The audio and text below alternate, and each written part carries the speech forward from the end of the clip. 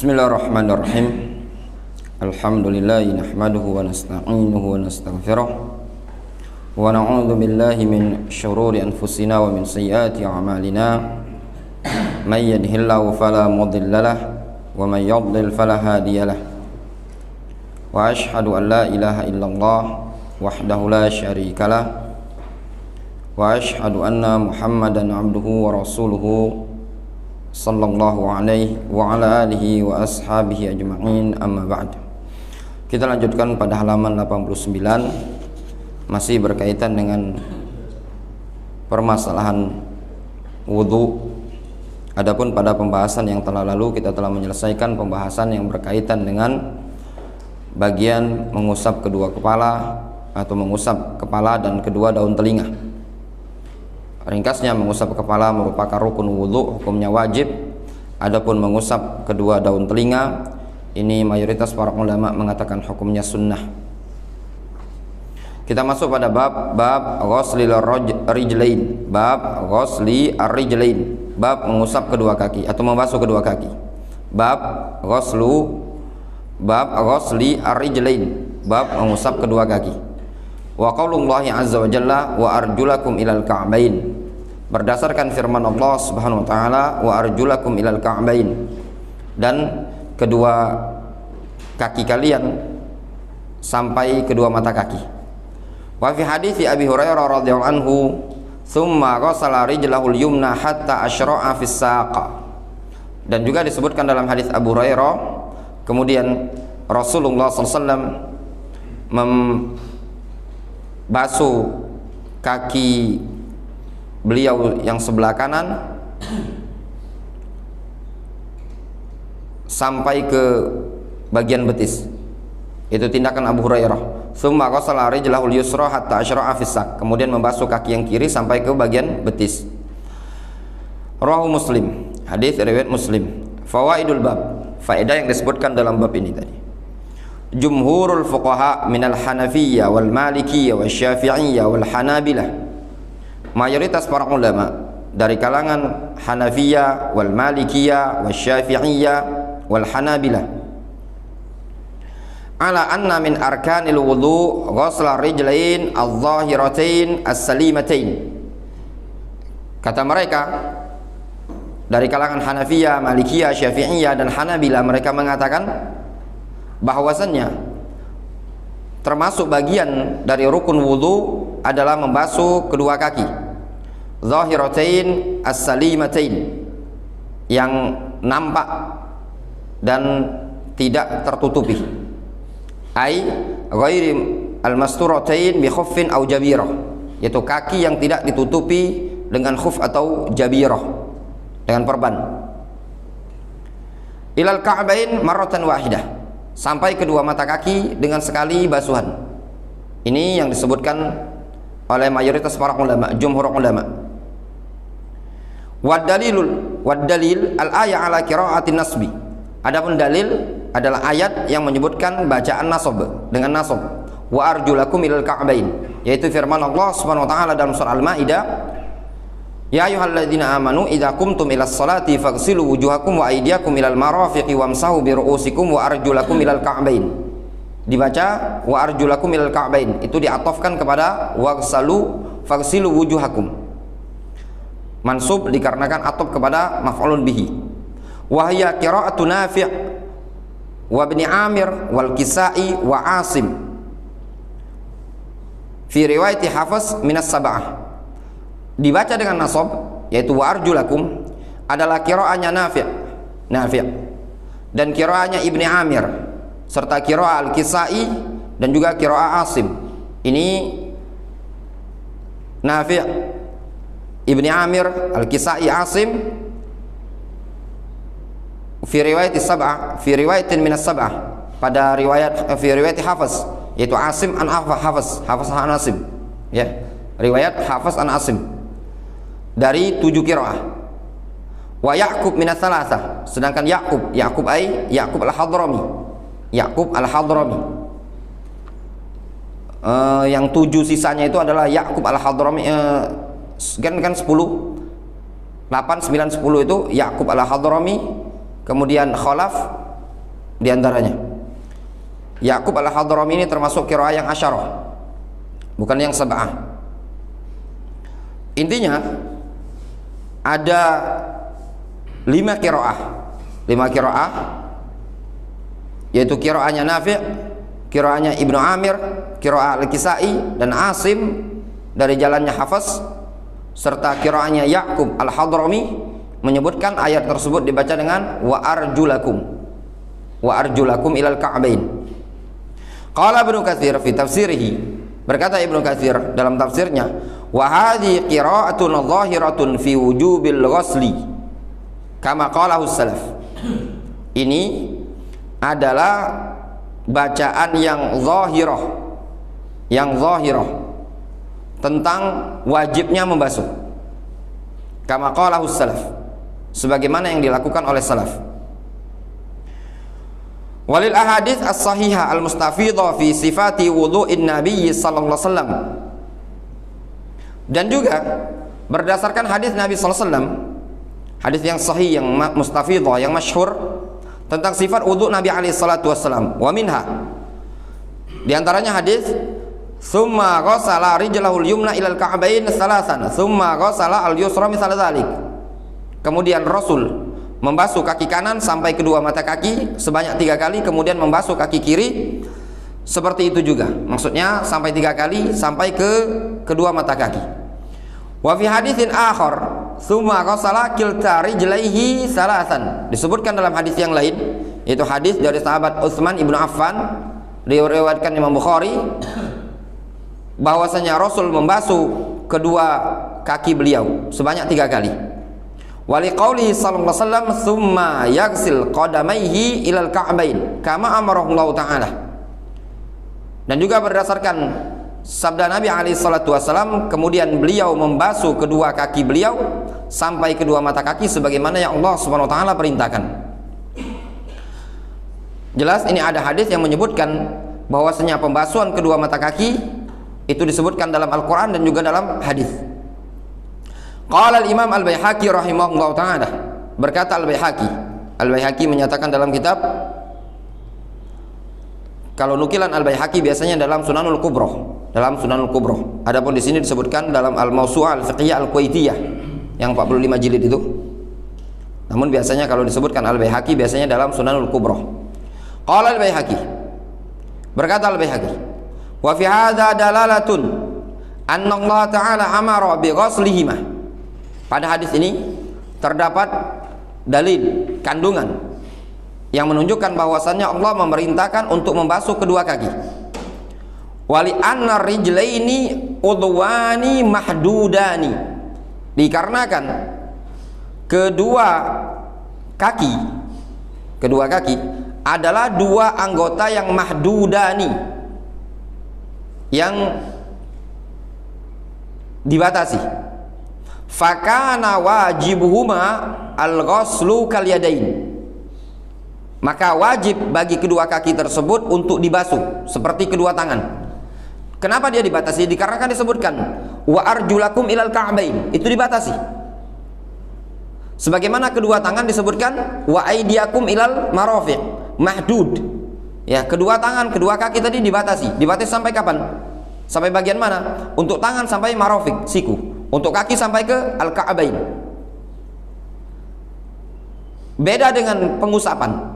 Ketika pengusapan tidak dibatasi oleh Allah Subhanahu wa taala. Rasul alaihi salatu wasallam tidak menyebutkan pembatasan. Semata-mata diusap, berarti mutlaqul masah. Kalau istilah ilmu usul fikih, ketika disebutkan mutlak ya mutlak, tanpa ada qaid. Wali anna Nabiya sallallahu alaihi wasallam amara bi takhlilil asabi fi ghusli ar-rijlain. Alasan yang berikutnya, kenapa kaki dibasuh sampai kedua mata kaki? Dikarenakan Nabi SAW memerintahkan untuk menyela jari jemari pada pembasuhan kedua kaki.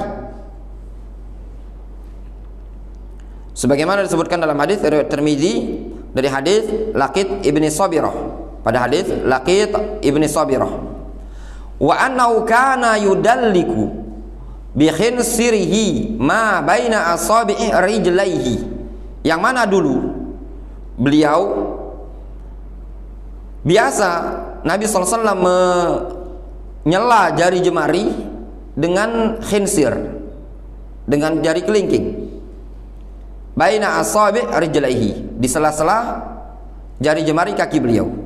Ini hadis dari sahabat Al-Mustawrid Ibn Shaddad, diriwayatkan oleh Imam Al-Baihaqi dalam Sunanul Kubra. Wa hadza yadullu ala wujubil ghusli. Ini menunjukkan akan wajibnya membasuh. Fa innal mamsuh la yahtaju ilal isti'ab wad dalki. Sesungguhnya al-mamsuh yang diusap itu tidak butuh kepada isti'ab, tidak butuh untuk diratakan pembasuhannya atau pengusapannya.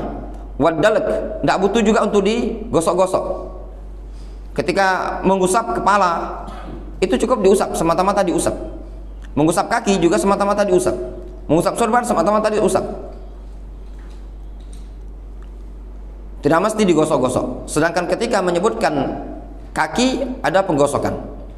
Wa qala al-Kasani, berkata al-Kasani, qad tsabata bit tawatur anna an-nabiyya sallallahu alaihi wasallam ghassala rijlaihi fil wudu. Sungguh telah datang riwayat mutawatir bahwasannya Nabi sallallahu alaihi wasallam telah membasuh kedua kaki beliau tatkala berwudu. La yajhaduhu muslimun. Tidak ada seorang muslim yang mengingkari tindakan tersebut, bahwasannya Nabi sallallahu alaihi wasallam pernah membasuh kedua kaki beliau. Fakana qauluhu wa fi'luhu bayanal murad bil ayah.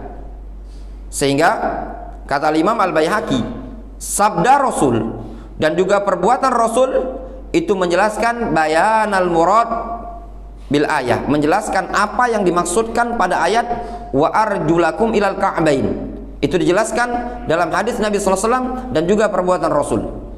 Ini bukti penjelasan yang dikatakan oleh para ulama, as-sunnah tufassirul Quran wa tubayyinuhu. Yang namanya sunnah itu menafsirkan Al-Quran dan menjelaskan Al-Quran. Litubayyina lin-nasi ma nuzzila ilaihim. Kata Allah Subhanahu wa taala, agar engkau ya Muhammad menjelaskan kepada umat manusia ma nuzzila ilaihim, apa yang diturunkan kepada mereka. Maqalatun masyhuratun an Makhul Asy-Syami, ucapan yang masyhur yang disebutkan oleh Makhul Asy-Syami, beliau mengatakan as-sunnatu qadiyatun 'alal Qur'an walal aqs. Sunnah hadis Nabi sallallahu alaihi wasallam adalah yang menjelaskan, yang menghukumi Al-Qur'an secara detail, walal aqs, dan tidak sebaliknya. Itu juga disebutkan oleh Al-Imam Ahmad rahimahullah taala di awal-awal pernyataan beliau dalam kitab Al-Usul atau Usul Sunnah Imam Ahmad. Beliau menyebutkan as-sunnah tufassirul Qur'an. Yang namanya sunnah Nabi alaihi salatu wasallam menjelaskan Al-Qur'anul Karim. Wa huwa madhhabus sahabati kullihim. Membasuh kaki sampai kedua mata kaki adalah madhabnya para sahabat seluruhnya, illa ma hukiya an Ali wa Anas wa Ibn Abbas radhiyallahu anhum, kecuali riwayat yang dinukilkan dari Ali bin Abi Thalib, Anas bin Malik, Abdullah bin Abbas. Ada penukilan dari 3 orang sahabat ini bahwasanya mereka dulu berpendapat kaki itu tidak dibasuh tapi diusap. Kaki dibasuh tapi diusap. Itu pendapat mayoritas para ulama. Atau kaki dibasuh, pendapat mayoritas para sahabat, bukan diusap. Namun dinukilkan dari Ali bin Abi Thalib, Anas ibnu Malik, Abdullah ibnu Abbas, mereka berpendapat kaki diusap bukan dibasuh. Dan pendapat seperti ini dari mereka bertiga dikatakan sahihah. Al-aqwal sahihah. Pendapat itu memang sahih, asar sanadnya sahih sampai kepada mereka bertiga. Namun dinukilkan ini mereka sudah rujuk dari pendapat seperti ini tadi. Ya, sudah rujuk dari pendapat yang menyatakan seperti ini tadi. Ada suatu buku yang menyebutkan asar yang hukiya anis sahaba atau aqwal hukiya anis sahaba ruju'uha. Pendapat-pendapat yang dihikayatkan dari sahabat namun mereka sebagiannya rujuk dari pendapat tersebut. Di antaranya permasalahan ini tadi. Sehingga ketika mereka rujuk dari pendapat tersebut, itu telah terjadi ijma, kesepakatan para ulama dari kalangan sahabat. Wa qad dzakara Ibnu Hajar fil Fath. Sungguh Al-Hafidz Ibnu Hajar menyebutkan dalam Al-Fath, yaitu Fathul Bari, annahum raja'u an dzalik. Kata Al-Hafidz bahwasanya mereka telah rujuk dari pendapat tersebut. Faqal, Al-Hafidz mengatakan, walam yathbut an ahadin minas sahaba khilafu dzalik. Tidak sabit, tidak sahih datang dari seorang pun dari kalangan sahabat yang menyelisih pendapat tersebut, itu pendapat mengusap, membasuh. Illa an Ali wa ibn Abbas wa Anas, kecuali riwayat dari Ali, dari Ibnu Abbas, dari Anas. Wa qad sabata anhumur ruju' an dzalik. Dengan tegas Al-Hafidz Ibnu Hajar menyatakan mereka tiga sahabat ini telah rujuk dari pendapat tersebut. Qala Abdurrahman Ibnu Abi Lailah, berkata Abdurrahman Ibnu Abi Lailah, ajma'a ashabu Rasulillah SAW ala ghuslil qadamain. Para sahabat Nabi telah sepakat tentang kewajiban membasuh kedua kaki. Dinukilkan oleh Al-Hafidz Ibnu Hajar dari Abdurrahman bin Abi Lailah. Ini penukilan ijma. Ya, ijma. Kalau sudah ada ijma, kaidah yang disebutkan mereka dalam ilmu usul fikih, apabila sudah ada ijma maka tidak diperbolehkan adanya khilaf ba'dal ijma. Apabila muncul khilaf ba'dal ijma, maka qaul, pendapat yang muncul tersebut dianggap pendapat yang syadzah, yang ganjil, nyeleneh. Kemudian faedah berikutnya, wa yabda'u inda ghuslil qadamain minal asabi'. Ya. Dia memulai tatkala membasuh kedua kaki dimulai dari jari jemari. Jadi bukan dimulai dari tumit dulu atau dimulai dari mata kaki, bukan. Tapi yang sunnah, yang muwafaqah, lebih cocok dengan Al-Quran adalah dimulai pada kedua atau dimulai pada jari jemari. Liqaulillahi subhanahu wa ta'ala, berdasarkan firman Allah subhanahu wa ta'ala, wa arjulakum ilal ka'bain, dan kaki-kaki kalian sampai kedua mata kaki. Wa bihadza yasilul ma ila ma bainal asabi', maka dengan inilah air akan sampai ke sela-sela jari jemari. Wa in bada'a minal ka'bain sahha wudu'uhu. Namun kalau sebaliknya dia mulai pada bagian kedua mata kaki dulu, sahha wudu'uhu, sahnya wudu atau wudunya sah. In atammahu, kalau dia membasuhnya dengan sempurna. Wa ghasala rijlahu kamilatan, dan dia membasuh kakinya tadi dengan sempurna. Yang afdal dimulai dari jari jemari, sebagaimana tangan dimulai dari ujung jari jemari sampai ke siku, li zahiril ayat, berdasarkan zahir ayat yang disebutkan di sini, wa arjulakum ilal ka'bain. Itu berkaitan dengan membasuh kedua kaki. Ringkasnya, membasuh kedua kaki merupakan rukun wudu, dan telah terjadi kesepakatan di kalangan para sahabat yang sebelumnya terjadi khilaf dari kalangan sahabat, namun telah terjadi ijma sebagaimana yang disebutkan oleh Al-Hafidz Ibnu Hajar. Beliau menukilkan dari Abdurrahman bin Abi Lailah bahwasannya para sahabat telah sepakat tentang kewajiban membasuh kedua kaki sampai kedua mata kaki. Bab takhlil al-asabi', bab menyela jari jemari. Disebutkan di sini dalam hadis Anil Mustawrid ibn Shaddad, dari Al Mustawrid ibn Shaddad, qala ra'aitu Rasulullah sallallahu alaihi wasallam idza tawaddaa yukhallilu asabi'a rijlaihi bi khinsirihi. Rawahu Ahmad. Dari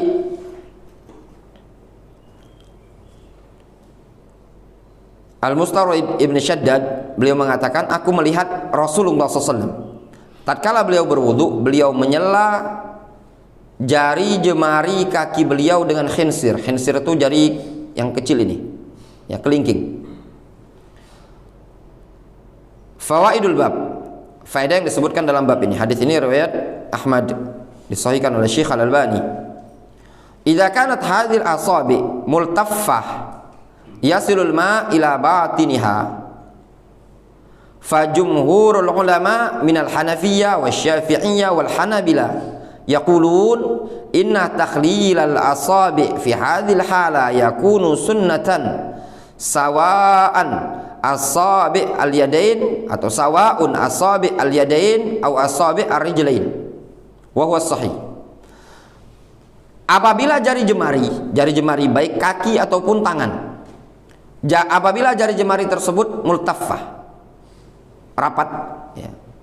Namun yasilul ma ila batiniha, dia rapat namun air tetap masuk ke bagian dalam, maka jumhur ulama dari kalangan Hanafiyah, Syafi'iyah, Hanabilah, mazhab Hanafi, mazhab Syafi'i, mazhab Hanbali, mereka mengatakan takhlil al-asabi', menyela jari jemari tadi, fi hadhil hala, pada kondisi seperti ini, yakunu sunnatan, dikatakan sunnah.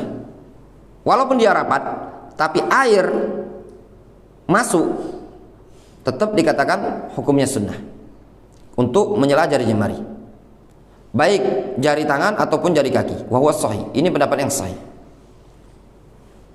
Namun wa idza kanatil asabi multaffah, namun apabila jari jemari tadi rapat ya, tertutupi, la yasil alma ila batiniha, air tidak bisa masuk ke bagian dalam jari jemari kaki atau tangan, illa bitakhlil, kecuali dengan cara di sela-sela. Wajabat takhlilu indal jami', maka wajib di sela-sela jari jemari tersebut menurut mayoritas para ulama. Lima warada anin Nabi sallallahu alaihi wasallam fi dzalika min at-tasydid, berdasarkan riwayat yang datang dari Nabi sallallahu alaihi wasallam berupa ancaman. Faqad warada anhu al-amru bihi, sungguh telah datang perintah dari Nabi untuk hal tersebut. Faqala sallallahu alaihi wasallam, berkata Nabi alaihi salatu wasallam, idza tawadda'ta fakhallil baina asabi'i yadaika wa rijlaika, apabila engkau berwudu, maka hendaklah engkau menyela jari jemari kedua tanganmu dan kedua kakimu. Ini perintah. Idza tawadda'ta fakhallil baina asabi' yadaika wa rijlaika, sebagaimana qaidatun ma'rufah, kaidah yang ma'ruf di kalangan kita semua, al-amru al-aslu fil amri yadullu 'alal wujub, hukum asal yang namanya perintah menunjukkan kewajiban. Di sini Rasul menggunakan fi'il amr, fakhallil bainal asabi', sela-sela jari jemari tersebut. Hukum asal perintah menunjukkan wajib, hatta ya'tiyad dalil ma yusarrifuhu, sampai datang dalil yang memalingkan dari perintah tadi. Wa qala sallallahu alaihi wasallam, juga Nabi menyebutkan dalam hadis bentuknya ancaman, latun hakunnal asabi' bit tahur aw latan hakannahan nar, sungguh kalian mau bersungguh-sungguh dalam menyela jari jemari tatkala bersuci, ataukah api neraka yang akan menyela-nyela jari jemari kalian.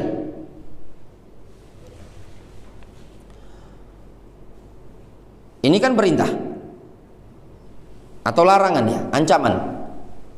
Mau sungguh-sungguh menyela jari jemari, ataukah api neraka yang akan menyela-nyelanya.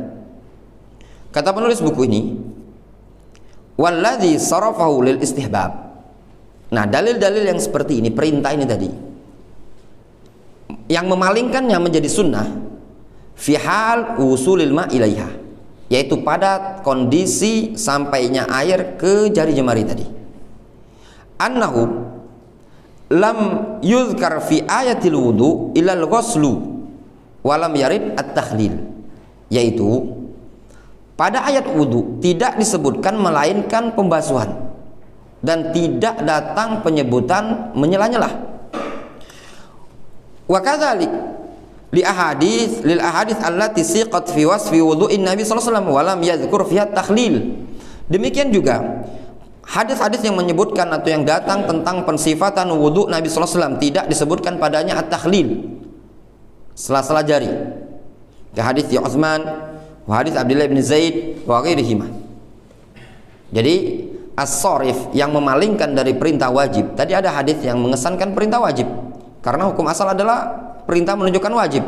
Fa khallil baina asabi', dan juga hadis tentang ancaman kalau tidak menyela-nyela jari jemari tadi, maka diancam dengan api neraka yang akan menyela-nyela jari jemari tersebut. Itu semua perintah dan ancaman dipalingkan dengan ayat Al-Quran. Karena dalam ayat Al-Quran yang diinginkan semata-mata basah, sehingga kalau jari jemari sudah basah tidak dinyatakan wajib untuk menyela-nyela jari jemari. Misal contoh gambaran, dibuka keran, kemudian dibasuh mata kaki tadi, dan juga jari jemari, telapak kaki dan yang lainnya semuanya basah, maka tidak wajib lagi di sela-sela jari jemari tadi. Kemudian kata penulis buku ini, istahabba ba'dul fuqaha fi tariqati takhlil rijlain. Sebagian ahli fikih menganggap sunnah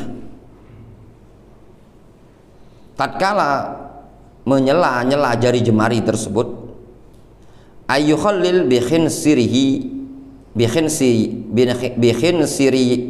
yadihi al-yumnah, yaitu seseorang menyela-nyelanya dengan khinsir. Khinsir itu yang kecil ini, namanya apa? Kelingking ya, kelingking kanan.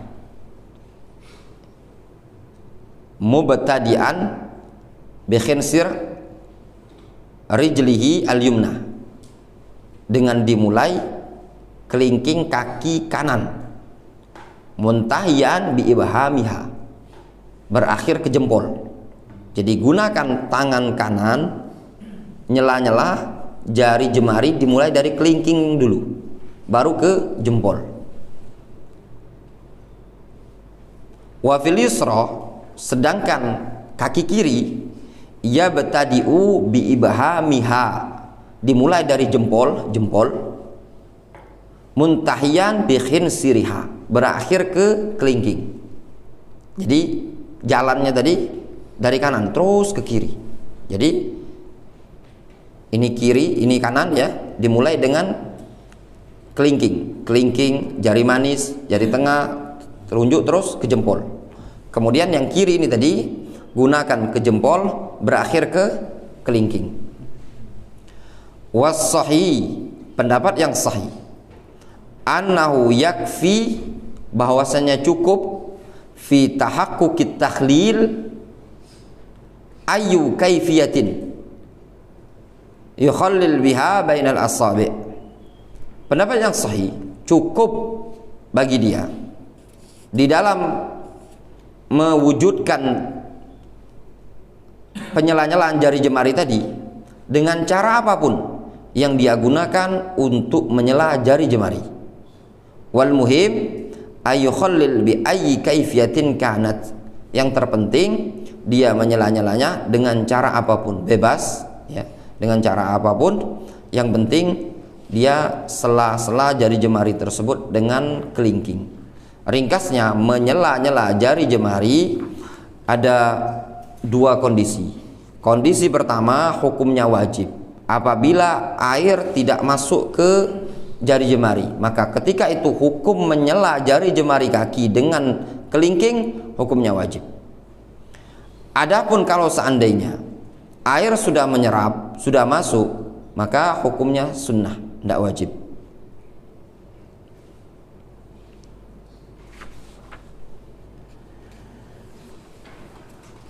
Wallahu ta'ala bishawab. Mungkin kita cukupkan sampai di sini. Adapun bab yang berikutnya di halaman 94, insyaallah kita lanjutkan pada pertemuan pekan depan. Naktafi bihadzal qadar. Subhanallahi wa bihamdihi asyhadu an la ilaha illa anta astaghfiruka wa atubu ilaik.